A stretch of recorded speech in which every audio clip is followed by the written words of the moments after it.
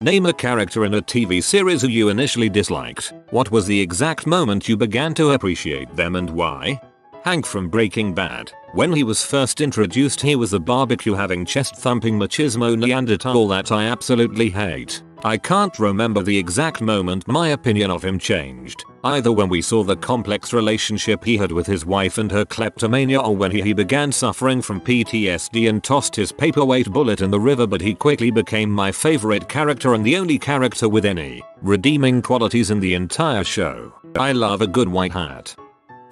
The Hound from Game of Thrones. He was one of those characters you just despised for the first couple seasons, and unlike most of the other characters who decide to go with the cliche, I changed my ways and I'm a good person now. After the whole expedition with Arya, you could start seeing why he acts the way he does, and although still not an ethical person, after seeing how he acted in the later seasons, I gained a new appreciation for him. To find the exact moment, I'd need to rewatch the series, but I freaking loathed Pete Campbell or Mad Men. And I don't even mean when you love to hate them. I just didn't like the character being on screen at all. But somewhere along the way he became my favorite character. I am gonna guess it started happening after he tried to blow up Don's game to Bertram, and Bertram was like, so what? Pete changed forever right there. Pete and Trudy dancing at Roger's party made him a legend to me.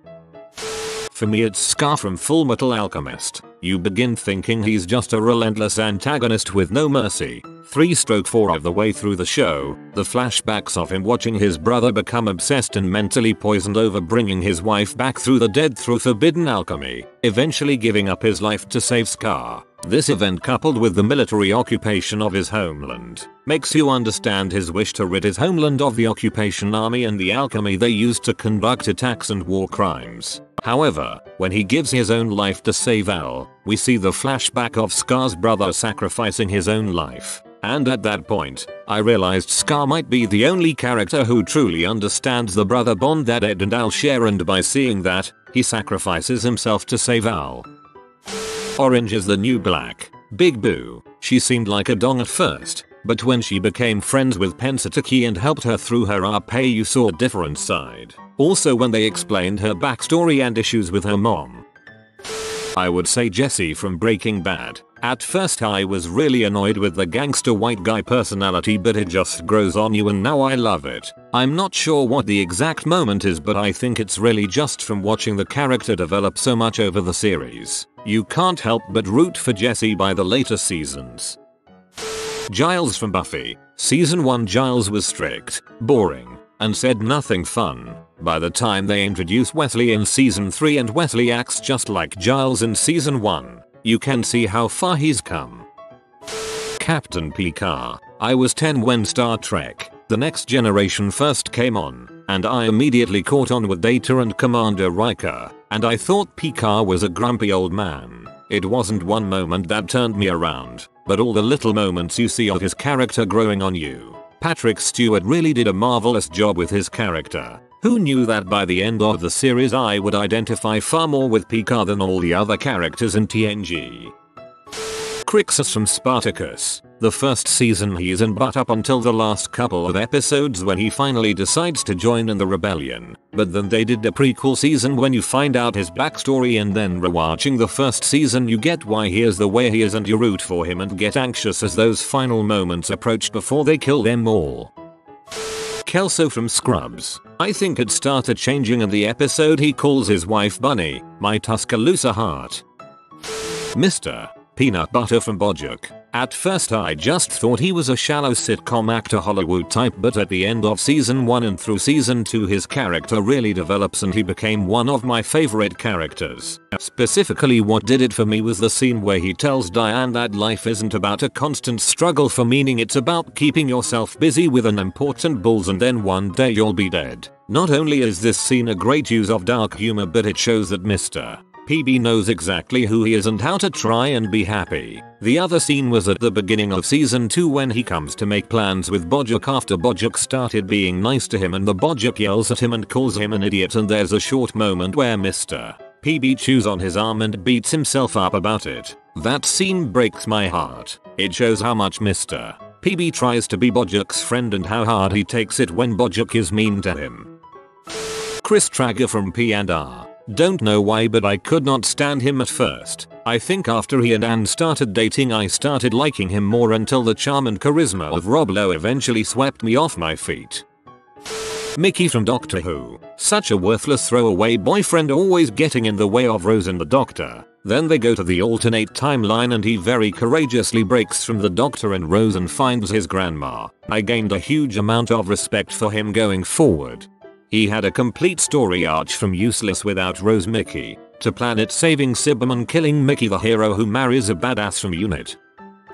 I originally hated Misa Amain from Death Note. She annoyed the crap out of me. Then one day, I realized, Misa, for all of her flaws, is brilliant. She only comes across as empty-headed because she's being juxtaposed with Light and L. In any other series, though, Misa would be scary as frick. Like, here's an example. She convinces Higuchi that she's the second Kira, despite not actually being Kira at the time. Despite not having a death note. Despite having to prove it in front of him in a cramped car. She used what little Rem had told her to convince Higuchi, then communicate by implication to Rem that she wanted Rem to do the killing, and thus set up the entire sting operation that took down Higuchi and brought Light back as Kira. This was after she used a nurse costume to escape from L's surveillance. Like, next to the crap that Light and L and friends pull off on a regular basis, it doesn't seem like much. But Misa Amain is a force to be reckoned with all the same, and that is something I could appreciate about her.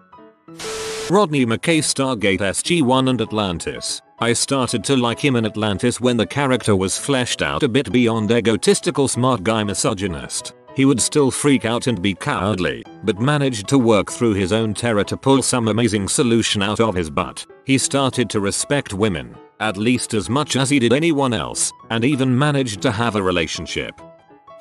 Carol from The Walking Dead. I'm struggling to think of the exact moment, but when she first showed up, she was the crying abused housewife and not that interesting of a character. Now, she's been destroyed and rebuilt herself as one of the strongest and most dangerous people on the show. Her arch has been remarkable. Tracy Jordan in 30 Rock. He seemed okay at best in the initial episodes, but he just gets better with every season episode. He could probably win every stupidity contest there is. Red Foreman. In the first season I hated the way that he treated Eric, but in the episode in the middle of the first season where Ed's mom died I just felt sorry for him and all the pressure he was under to provide for his family. Every character from Lost after each one of their flashbacks. Bellamy Blake in The 100, acting like a complete shat in the first season, but starts to get more likable in the second one. My opinion changed completely after he decided to put his life on the line to get his friends out of Mount Weather. Cordelia Chase from Buffy, the episode when Buffy could read minds, and you find out that Cordelia is a straight shooter, and says exactly what's on her mind. She's been my favorite character from the Buffy universe ever since.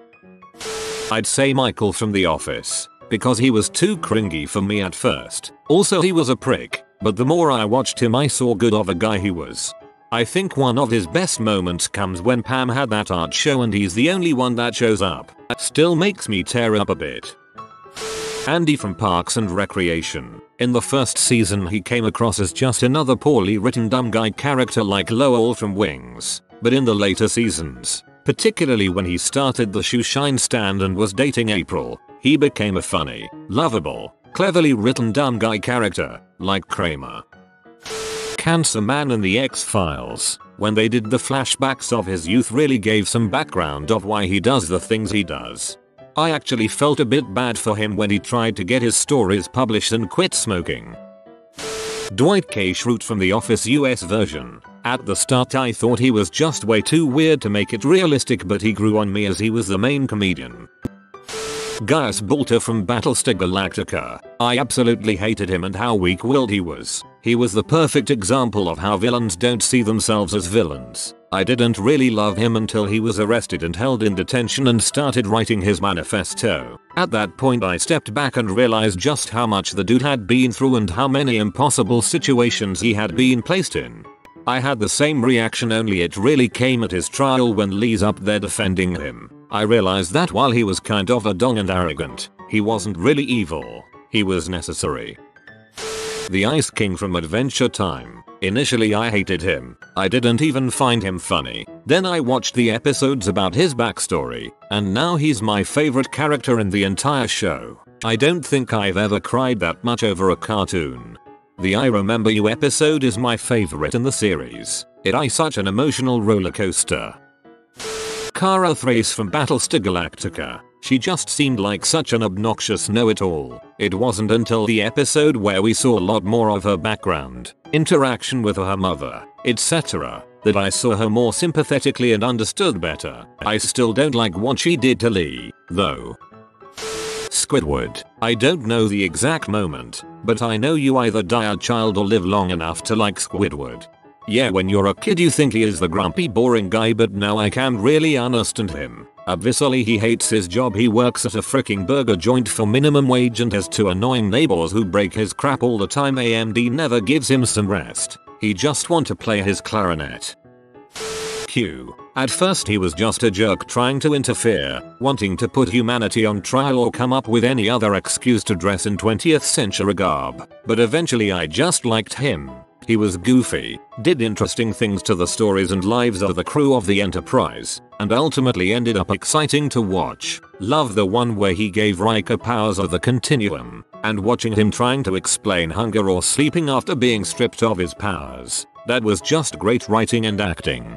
I love the theory that he's a jerk on purpose, because if he was as altruistic as Picard then progress in the universe would stop. With him being flighty and uncaring they can't just say oh no a plague. Cool Q. Oh no the Borg are attacking again. Cool Q. Oh, one of our ships got thrown into the Delta Quadrant. Get Q on that. Ziggy from The Wire. Couldn't stand him at first, but as the season went on I started to feel for him. It was probably the moment when he was left on top of the containers at work that it kicked in. He is your classic ADD case. Attention seeker and gets bullied all the time. We all know a guy like that. They may be obnoxious at times, but inside they are just struggling so hard to fit in, but never seem to make it. Nathan from Misfits. At the beginning he comes off as a huge butthole, hurting the others at every possible moment. Later on you realize that he is really sensitive and hides it behind his butthole personality, and once everyone understands this his jokes are really good. Lois from Malcolm in the Middle. Watched the show as a kid and always thought that Lois was too much of a controlling mom that enjoyed punishing her kids. Then I watched the show later as an adult and now I understand why Lois was so controlling. Those kids were out of control. Orphan Black has a ton of these. Allison shows up and just seems super boring, but then you see her do these insane impulsive things. Glue gun and how much she loves her family. Helena, always insane, but as she gets more involved with the other characters you start to feel sort of affectionate and protective of her, even when she's being murderous. Seriously, Tatiana Maslany deserves just all the rewards for that show. She's so good as each character. Boyd Crowder from Justified. He started off as this boring white supremacist caricature but slowly turned into this brilliant and caring, at least for Ava, sort of anti-hero. I always loved listening to him talk. First I hated the Big Show, but then he did something really good, so I liked him. But then he did something dastardly, so I hated him. But then he was good again, but then bad, but then a good guy, and immediately a bad guy. This goes on for another 40 times. I don't know if I love him or hate him anymore. Toying with emotions as a perk of his ironclad contract. I hated Morty first, Rick and Morty, for being a whiny little crap. But then he kinda grew on me and I realized that's literally every kid in existence, very accurately represented. Sansa Stark. In the final episode of season 1 she quite quickly came to realize how blind she had been to the system of government and the corruption and violence that holds Westeros together. When she says to Joffrey, "Or he could give me yours," after Joffrey tells her that he could kill Robb, that's when I began to appreciate her. Before then she had been an innocent and naive young teenage girl who fancied a handsome young prince and was preoccupied with fairy tales and legends of noble knights. How anyone can blame a 14-year-old girl for being so idealistic and blind is beyond me. Yes, she was dumb and very bratty and immature, more so than some girls of her age. But this is definitely not unheard of. She quickly learns to use her words to play the game and survive. Hurling Ilaria in that context might have been cooler to the audience, but she knew it was an automatic death sentence. I always loved her character because she is like a Disney princess in the real world. You have been visited by the Good Sleep Pizza. You will be blessed with cozy sleeps, but only if you upvote before going to sleep. If you are new to the channel, you can subscribe. I publish new videos every day. Until then, check another video, or don't. Either way, have a great day, you magnificent people.